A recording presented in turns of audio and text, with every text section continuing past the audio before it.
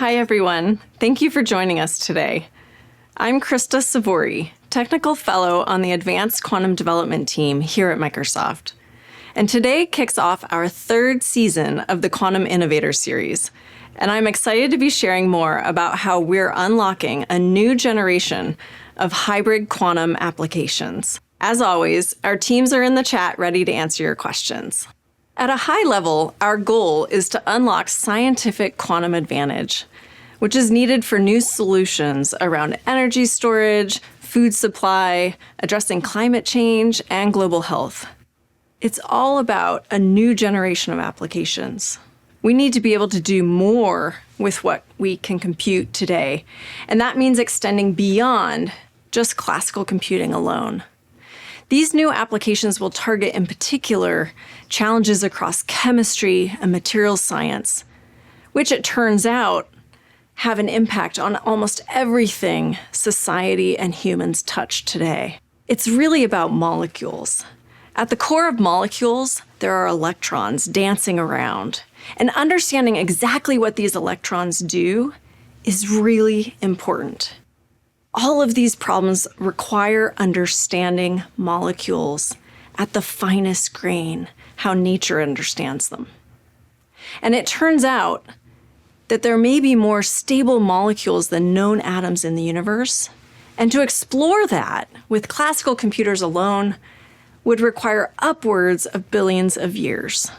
So we can't do it that way. We need a new approach to solving these types of problems that will help us save our planet and feed our planet.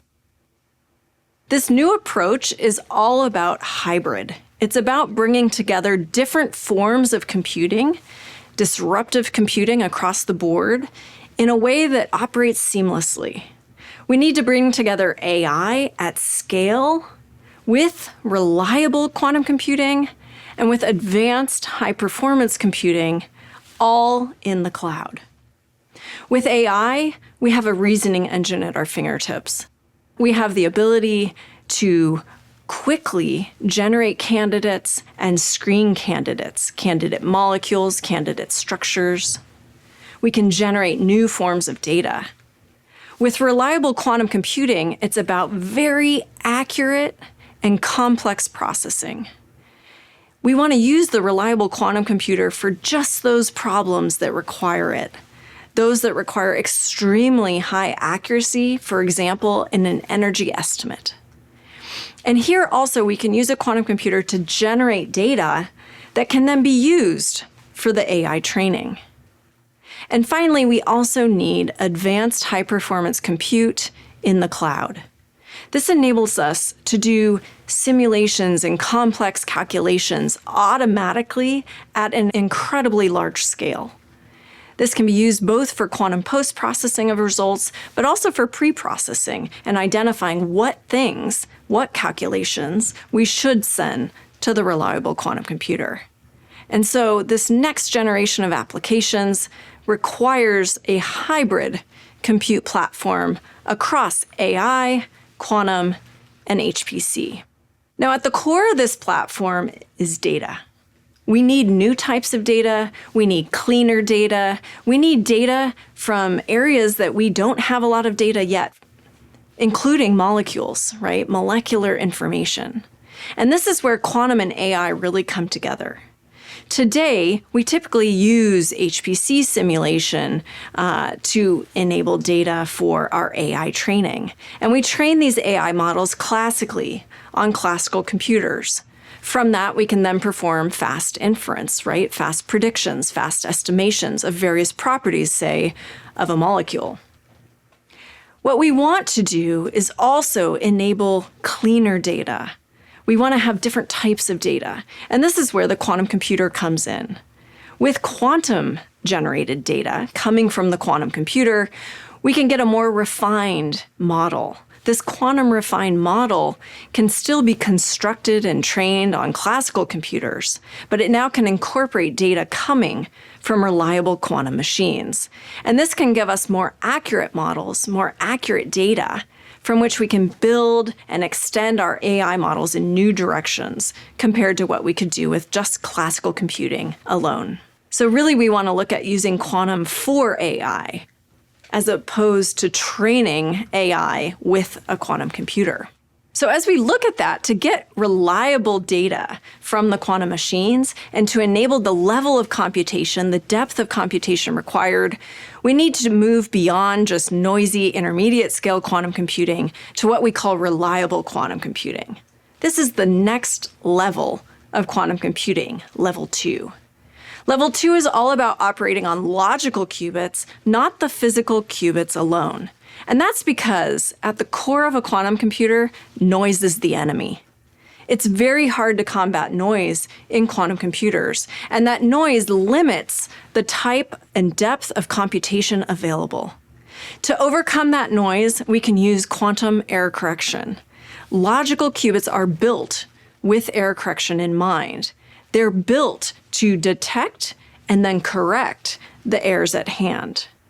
At level 2, we aim to enable 50 logical qubits and more so that we can show that we can compute something that we cannot compute on classical computers, and to compute something that physical qubits alone will not be able to compute to that level of accuracy. We call that quantum advantage, when we can achieve something with logical qubits that we cannot achieve on NISQ, noisy intermediate scale quantum computing, that is physical qubits, and we can achieve on classical compute alone.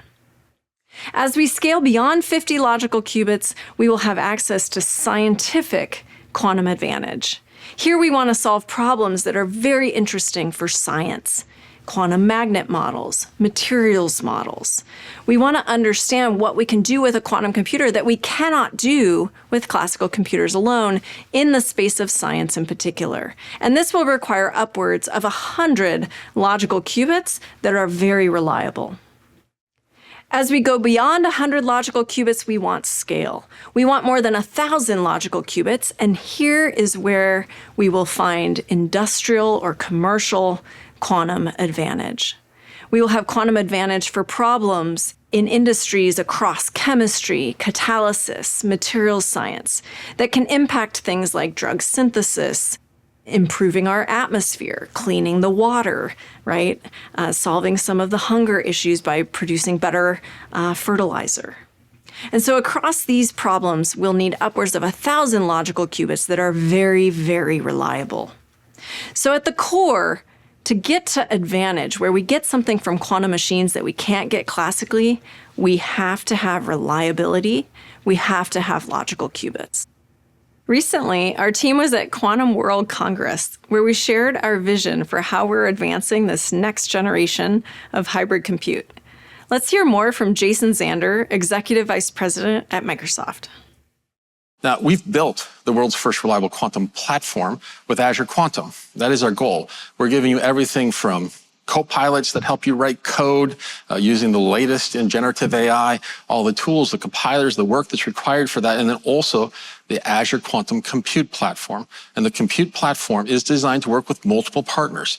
We're building a chip, others are building a chip, and we have great partnerships with that. We want them all to work very well, but it has to be a full stack solution. And we do welcome all partners to that kind of a platform. And so today we're excited to announce 2 new things that have come up the first time here at Quantum World Congress. The first one is our partnership with Quantinuum. And as Raj mentioned, back in April, we actually demonstrated 4 logical qubits with higher fidelity rates and error correction that beat anything that's in the physical qubit space. Today we're announcing we actually have 12 of those logical qubits. Just 5 months later, we've gone up to 12. And this represents the largest number of entangled qubits with this system out there today.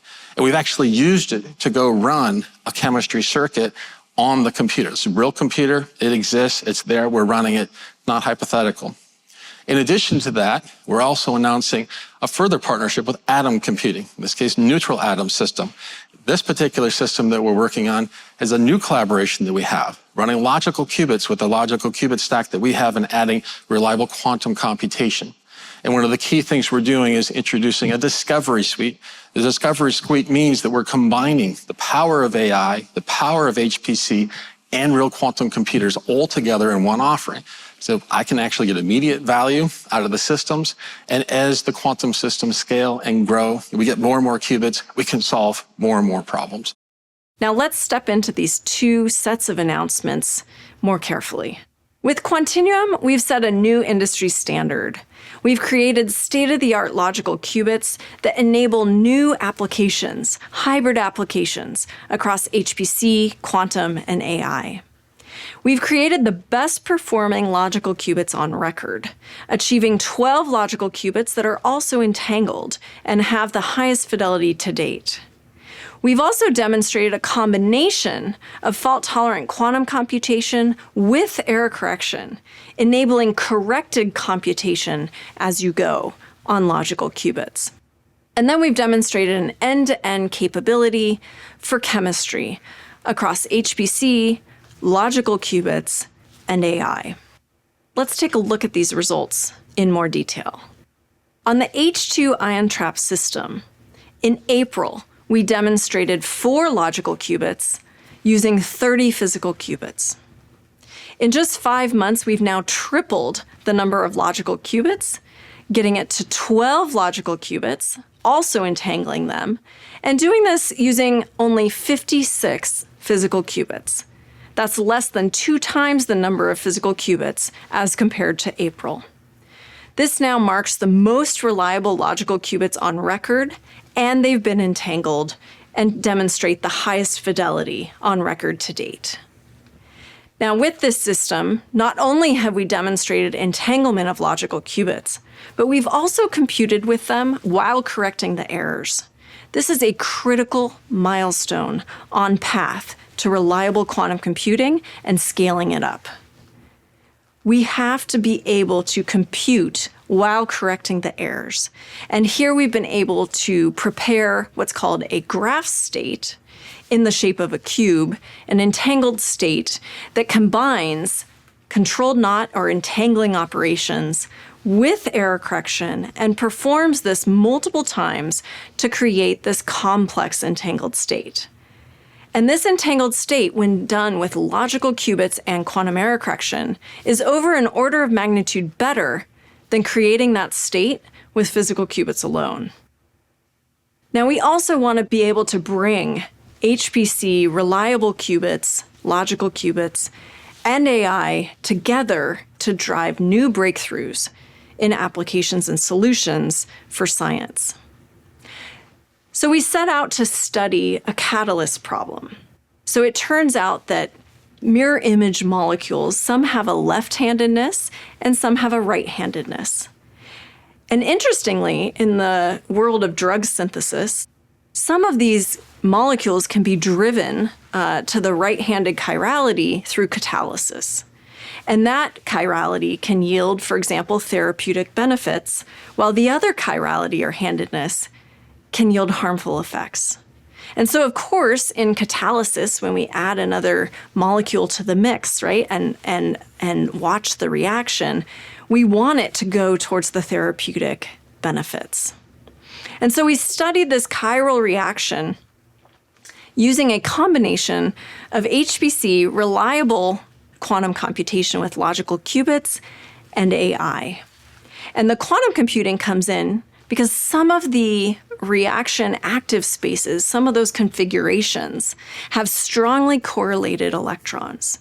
And when those strongly correlated electrons are present, this is incredibly, or even intractable as it scales up, intractable for classical computers to solve. And so we must solve this with a quantum computer. Now, what we do is we use the data from the quantum computer to train an AI model, going back to how we think about quantum for AI. So on each step, right, we start with Azure HPC. We start with an automated exploration of the reaction network in the cloud. This enables us to explore a very large, thousands of configurations in the reaction network quickly. And this also marks an industry first. It marks the first time that reaction network has been automatically studied in the cloud at this scale. Now, through this, we can identify the active sites that, again, have those strongly correlated electrons. These are the candidates for studying on a quantum computer. We create a quantum algorithm to prepare the quantum ground state of these active sites, and we use logical qubits to do this. So we prepare the quantum ground state in the quantum computer for the active sites that have the strongly correlated electrons, and then we measure the logical qubits at the end of this calculation on the quantum machine. Now, when we measure qubits, we get classical information back out. This classical data we can then feed to an AI model, and we can build a model that enables us to estimate quantum properties, right? Properties of this quantum ground state, of the active sites that had the strongly correlated electrons. And so this represents an end-to-end workflow, and again, a first end-to-end workflow that combines HPC and logical qubits and AI. And what we see is the logical qubits can do it better. They can do it better than the physical qubits alone. Now, it turns out in this scenario, we are still running a simulation and a calculation that can still be done classically. So this is really a proof of concept for the types of problems we want to solve as quantum computers scale up. We'll be able to study larger active sites, more orbitals in those active sites, right? And study larger and more complex problems. For this problem, we're able to compute it exactly classically. And so we can compare how the logical qubits do to the true ground state energy, right? The true ground state calculation. And we can see how they do with respect to physical qubits.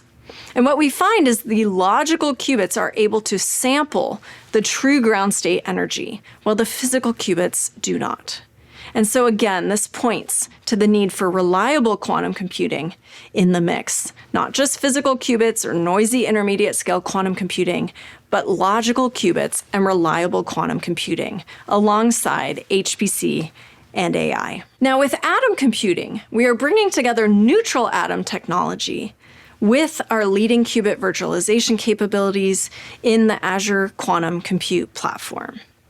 Atom computing is a different type of technology built around atoms and optics. Now, we're also building a machine, a reliable quantum machine together using the hardware platform, the neutral atom technology, and our error correction capabilities with qubit virtualization.